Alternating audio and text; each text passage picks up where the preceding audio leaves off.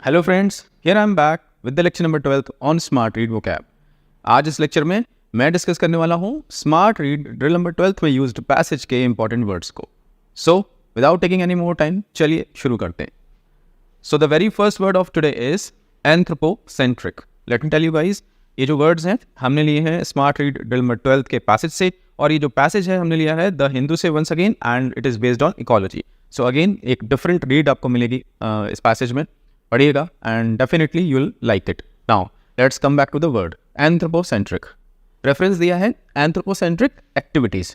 चलिए, आप देख पा रहे होंगे ये जो वर्ड है पूरा एंथ्रोपोसेंट्रिक दो वर्ड से मिलकर बना है, anthropo and centric. Greek language में एंथ्रोपो का मतलब होता है ह्यूमन यानी इंसान, एंड सेंट्रिक से आप समझ ही रहे होंगे, सेंट्रिक यानी सेंटर में, सेंटर से रिलेटेड। सो अगर ह्यूमंस सेंटर से रिलेटेड है यानी कि ह्यूमंस को ही सेंटर पर रखा गया है, यानी सबसे ज़्यादा वेटेज, सबसे ज़्यादा इंपॉर्टेंस किसको दी जा रही है? ह्यूमंस को। ऐसी किसी एक्टिविटी, ऐसी सोच या माइंडसेट को हम क्या बोलेंगे? एंथ्रोपोसेंट्रिक। चलिए, जो मीनिंग मेंशन्ड है उसको भी पढ़ लेते हैं। ह्यूमन सेंटर्ड, ये बहुत ईजी फ्रेज रहेगा आपके लिए इसको समझने के लिए।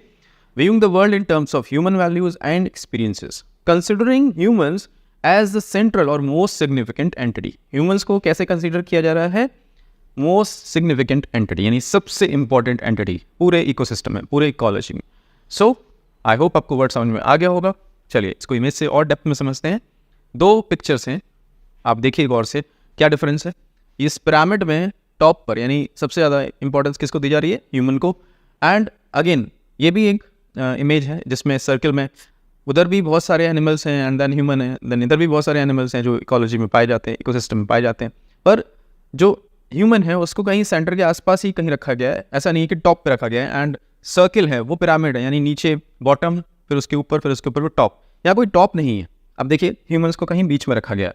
सो ये जो सोच है ये उसके ऑपोजिट है। यहाँ पे देखिए, यहाँ पे मेंशन बड़ा इंटरेस्टिंग वे में इन्होंने लिखा है ईगो, यानी आपके दिमाग में ईगो है, यू आर ईगोइस्टिक। आपकी जो सोच है एंथ्रोपोसेंट्रिक, वो कैसी सोच है? ईगोइस्टिक, यानी आप ही सबसे ऊपर हैं। ह्यूमंस हैं तो आप ही सबसे ऊपर हैं। ये सोच आपको बनाती है ईगोइस्टिक। एंड इसके ऑपोजिट इको, यानी आप पर्यावरण के बारे में सोच रहे हैं, और भी जीव, उनको भी जीने का हक है, उनको भी वैल्यू देनी चाहिए। ठीक है। सो आई होप आपको वर्ड एंथ्रोपोसेंट्रिक क्लियर हो गया होगा। Now let's move to the synonyms and antonyms part. Human centered phrase अच्छा है, ह्यूमन सेंट्रिक अगेन ये हम ऑलरेडी डिस्कस कर चुके हैं। नाउ एंटोनिम्स की बात करें तो बायोसेंट्रिक, बायो सारे जीव आ गए, यानी जो सोच है, जो कंसिडरेशन है, उसमें सभी हैं, सारे जीव हैं, सारे जंतु हैं। इकोसेंट्रिक अगेन इकोलॉजी से ये आ गया। सो अगेन ये सब की बात कर रहा है। आई होप अभी ये वर्ड एंथ्रोपोसेंट्रिक आपको पूरी तरीके से क्लियर हो गया होगा। Now let's move to the next word. The word is foraging. Foraging reference क्या दिया है? Loss of their traditional foraging environments. इससे कुछ भी क्लियर नहीं हो रहा, मीनिंग चेक करते हैं। सर्चिंग फॉर फूड और प्रोविजंस। सर्चिंग फॉर फूड, खाना ढूंढना, या प्रोविजंस यानी प्रावधान ढूंढना। प्रोविजन स्टोर होते हैं, गली नुक्कड़ पे प्रोविजनल स्टोर होते हैं जहाँ पे खाने पीने का सामान, राशन वगैरह ये सब मिलता है। सो खाना ढूंढना या प्रोविजंस ढूंढना, उसको हम बोलते हैं फॉरेजिंग। चलिए, इसको रिलेट करते हैं किसी सिचुएशन से। नाउ इमेज से लग रहा है ये कोई वॉन्डरर हैं, कोई ट्रैवलर हैं, किसी जंगल से होते हुए जा रहे थे, एंड जब इनको भूख लगी तो ये कुछ ढूंढ रहे हैं अपने खाने के लिए। इनको कुछ फ्रूट्स मिल गए या कुछ वेजिटेबल्स मिल गई, तो बेसिकली ये क्या है? ये फॉरेजिंग है, नहीं खाना ढूंढना अपने सर्वाइवल के लिए। ना इनको आप आई होप जानते होंगे, बेयर ग्रिल्स बहुत फेमस पर्सनालिटी हैं। नाउ क्या करते हैं जनरली? ये एडवेंचर सीकर हैं, एंड डिस्कवरी चैनल पे इनका एक बहुत फेमस प्रोग्राम आया करता था। I am not sure whether अभी भी आता है कि नहीं, man versus wild, man versus wild. और बेसिकली अपने ऑलमोस्ट हर शो में, हर एपिसोड में ये क्या करते हुए पाए जाते थे? कहीं पे भी जा रहे हैं वहाँ सर्वाइवल कैसे हो ऐसी कंडीशंस में, मतलब extreme weather conditions, extreme conditions में सर्वाइवल कैसे हो, उनका फूड कैसे सर्च करें या क्या खा सकते हैं आप। सो बेसिकली ये क्या करते थे? फॉरेजिंग यानी खाना ढूंढते थे उन कंडीशंस में भी जहाँ आप नॉर्मली नहीं, आपको खाना मिल सकता है। सो बेयर ग्रिल्स को आप रिलेट कर सकते हैं फॉरेजिंग से। Now let's discuss the synonyms and antonyms. Hunting, खाने के लिए हंटिंग, गैदरिंग इकट्ठा करना सामान। स्कैवेंजिंग, स्कैवेंजिंग बेसिकली स्कैवेंजर्स होते हैं जो ऐसे जानवर या पक्षी जो दूसरे जानवरों के फ्लैश यानी कि मांस पे डिपेंड करते हैं।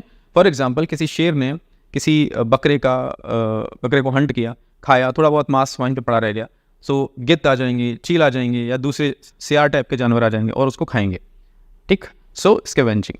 नाउ एंटोनिम्स की बात करें तो होर्डिंग, इकट्ठा रखना, इकट्ठा करना खाने के सामान को, स्टोरिंग अगेन ग्रेन्स को इकट्ठा करना। सो ये इसके एंटोनिम्स हो सकते हैं। आई होप अभी वर्ड पूरी तरीके से क्लियर हो गया होगा। चलिए डिस्कस करते हैं नेक्स्ट वर्ड, एनक्रोचमेंट। एनक्रोचमेंट काफ़ी फेमस है, आई होप आपको शायद पहले से पता हो। चलिए इसका रेफरेंस चेक करते हैं। Encroachments and break in corridors. अभी इससे कुछ भी क्लियर नहीं हो रहा, पर कॉरिडोर्स में एनक्रोचमेंट है, इतना समझ में आ रहा है। नाउ मीनिंग चेक करते हैं। Encroachment carries the sense of something slowly creeping into something else's space. Something slowly creeping into something else's space, किसी और के स्पेस में धीरे धीरे जाके आप अपनी जगह बना लें, ये है एनक्रोचमेंट। और पढ़ते हैं आइदर लिटरली और figuratively intrusion on a persons territory rights. घुसपैठ, इंट्रूजन, घुसपैठ किसी दूसरे पर्सन की टेरिटरी में या उसके अधिकारों में आप अगर जाके घुसपैठ कर लेते हैं, सो आप क्या कर रहे हैं, बेसिकली एनक्रोचमेंट कर रहे हैं। समझते हैं इसको एग्जांपल से। अब देखिए ये कोई शॉप है, अब इस शॉप में ये आई बिलीव ये एक पर्टिकुलर शॉप है। अब इस शॉप में जो भी स्पेस है वो अंदर का होगा, बट इन भाई साहब ने क्या कर रखा है, अपना पूरा सामान बाहर लगा रखा है ये। सो ये क्या किया इन्होंने एनक्रोच किया है दूसरे की भी जगह को।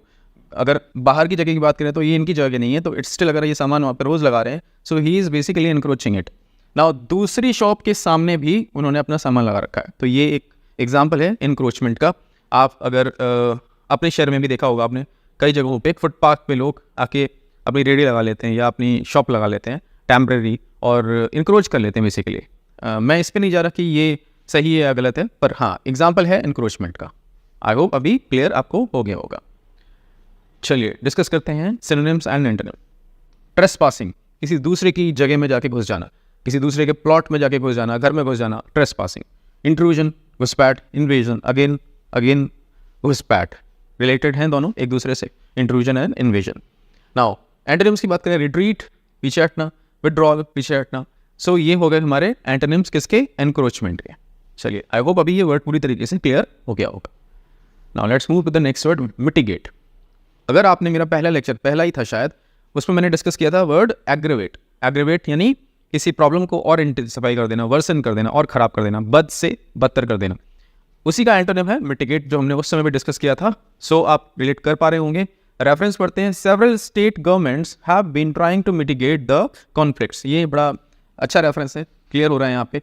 स्टेट गवर्नमेंट्स ने ट्राई किया है कॉन्फ्लिक्ट्स को मिटिगेट करने का, यानी जो झगड़े हो रहे हैं, लड़ाइयाँ हो रही हैं, कॉन्फ्लिक्ट हो रहे हैं, मतभेद हो रहे हैं, उनको मिटिगेट यानी कम करने के लिए, उसको जो भी इंटेंसिटी है उसको कम करने के लिए वहाँ पे उन्होंने अपने एफर्ट्स किए हैं।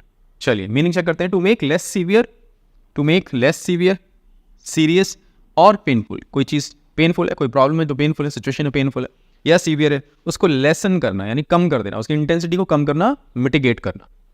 चलिए कुछ एग्जांपल्स हैं हमारे सामने, उससे और क्लियर होगा ये। The government implemented measures to mitigate the effects of pollution on the local environment. किसको मिटिगेट किया जा रहा है, इफेक्ट्स ऑफ पोल्यूशन। गवर्नमेंट ने कुछ मेजर्स, तरीकों से कुछ उन्होंने ऐसे काम किए हैं जिससे पोल्यूशन को मिटिगेट किया जा रहा है। Now planting trees along river banks can help mitigate the risk of flooding bye absorbing excess water. जब आप ट्रीज प्लांट करते हो, ट्रीज के लिए प्लांट करते हो पौधे को, सो वो क्या करता है लॉन्ग टर्म में, वो मिटिगेट करता है फ्लडिंग के रिस्क को। फ्लड जब आती है तो जो बड़े पेड़ होते हैं उनकी जो जड़ें होती हैं, रूट्स होती हैं, वो एब्जॉर्ब करती हैं वाटर को, तो फ्लड की इंटेंसिटी कम हो जाती है, मिटिगेट कर देते हैं पेड़। The doctor prescribed medication to mitigate the patient's pain after surgery. Surgery हुई, बहुत दर्द हो रहा है पेशेंट को, तो उसके लिए उन्होंने दवा लिखती है, पेन किलर्स लिखती है। तो पेन किलर बेसिकली किसका काम कर रहे हैं, मिटिगेट करने का काम कर रहे हैं। अभी आई होप आपको ये वर्ड पूरी तरीके से क्लियर हो गया होगा। चलिए डिस्कस करते हैं इसके सिनोनिम्स एंड एंटोनिम्स। एलिविएट हमने ऑलरेडी डिस्कस किया था एग्रीवेट के टाइम पे। लेसन, रिड्यूस, जो उस समय एंटोनिम्स से, अब ये सिनोनिम्स हो गए। नाउ देखिए आ गया एग्रीवेट। सो रिलेट कर पा रहे होंगे I hope. Guys let me tell you, अगर आप मेरा वीडियो पहली बार देख रहे हैं, सो मुझे नहीं पता आप बीच में से रैंडमली कहीं से भी देख रहे हैं कि नहीं, जितने भी वीडियोस हैं, जो भी प्लेलिस्ट अवेलेबल है, नीचे डिस्क्रिप्शन में लिंक दी हुई है, सारे वीडियोस सीक्वेंस में ही देखने हैं। बिकॉज अगर आपने बीच में से देखना स्टार्ट किया है, अभी रोक दीजिए, अभी पॉज कर दीजिए, वापस चले जाइए पहले वीडियो पे।